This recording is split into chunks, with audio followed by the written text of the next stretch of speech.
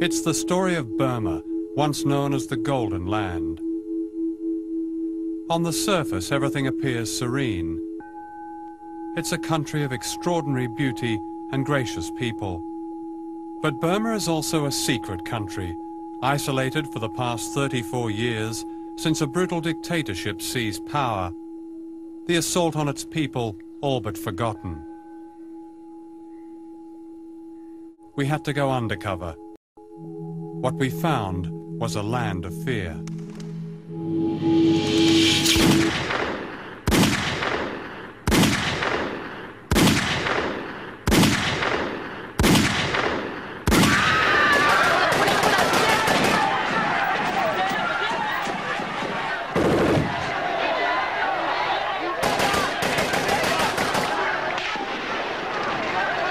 People who were carrying the posters and flags, they were shot and then they all died immediately on the spot.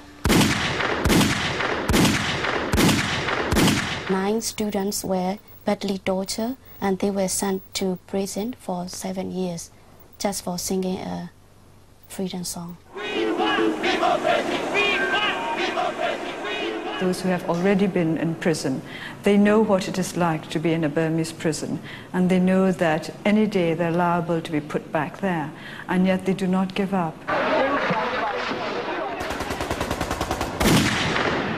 The history of modern Burma reaches back through the Second World War and 100 years of British imperial rule.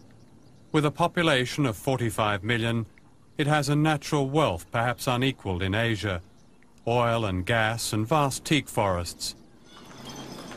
Renamed Myanmar by its military rulers, Burma has been turned into one of the world's poorest countries. And as we discovered, and will reveal later in this film, it's also a country where slave labor and child labor are common. The same myths applied. The British were bringing civilization, not empire building. Rudyard Kipling wrote a famous popular song that romanticized Mandalay, a town he never saw, and which was then being stripped bare of its teak forests, leaving vast dust bowls. Present military mentality is conditioned by the colonial period. It's like a colonial army occupying the country. They behave like a corporate body, serving its own interests. So they don't recognize the people's representative or the will of the people, because they themselves, they regard it as separated from and superior to the populace.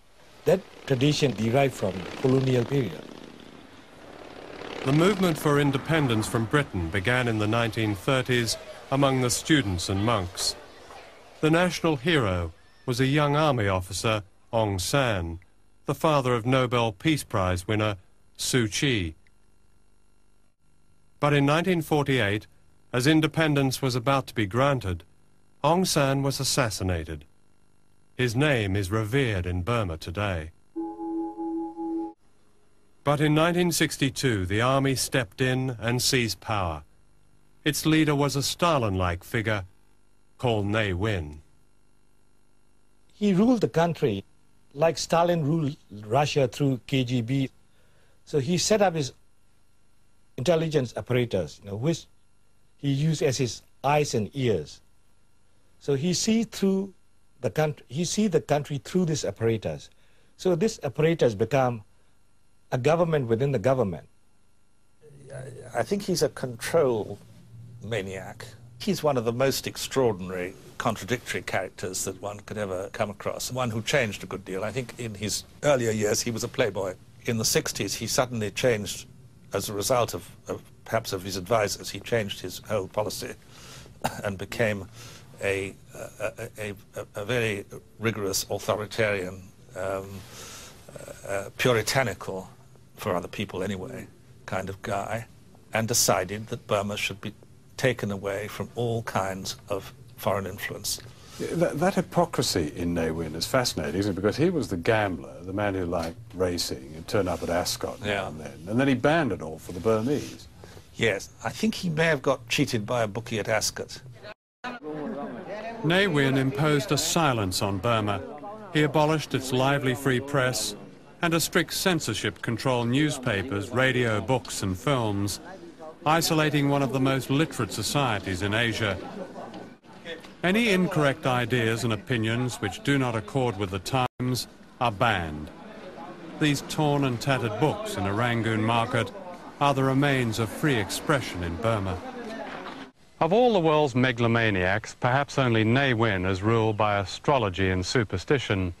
The best example of this was the day he bankrupted the population.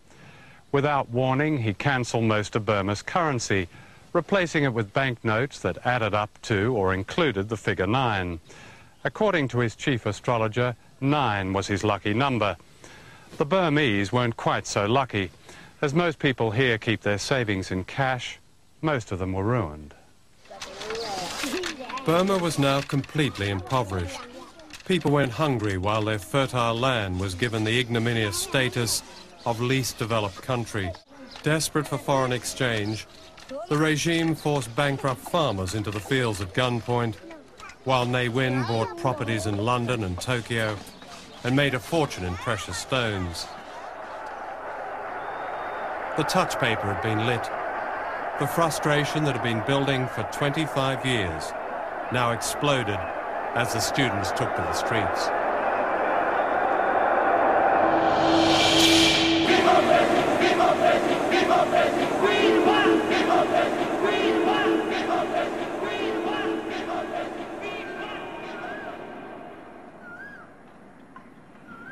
It's just after dawn beside Inya Lake in the center of Rangoon.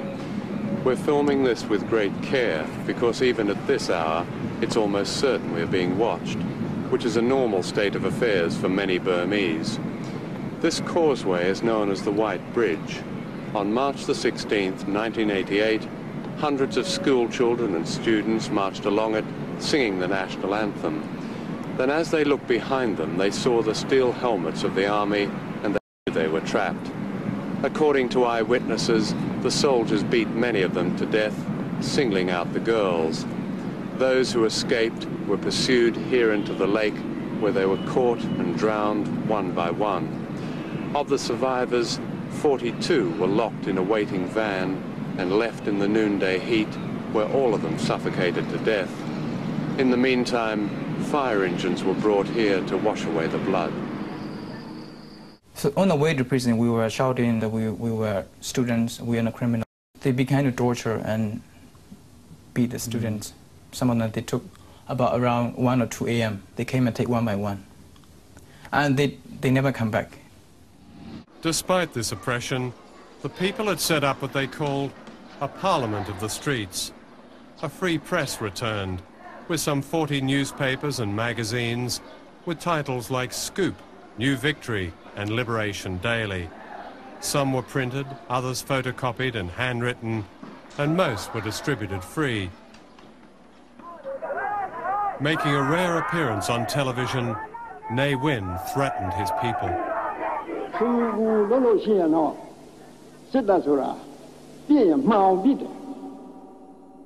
It's now 8 minutes past 8 in the morning. The people of Burma chose this time, on the 8th day of the 8th month in 1988, to begin one of the most remarkable popular uprisings in modern times. The dock workers were the first to go on strike.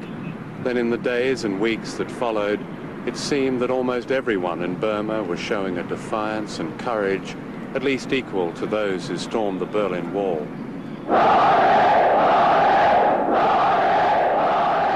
The students began it. Then each group came out with a banner saying, "We're from the doctors, we're from the lawyers." And they walked through the street shouting various slogans, of which the most common was, "This is our business."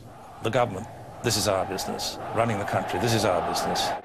As tension rose between the people and the regime, Ne Win faced a new opponent, whose presence in Burma he had not reckoned on. Aung San Suu Kyi, daughter of the national hero Aung San, returned from her home in England. The leaders of the democracy movement persuaded her to join the struggle, and at her first appearance in Rangoon, more than 500,000 people heard her call for the restoration of democracy.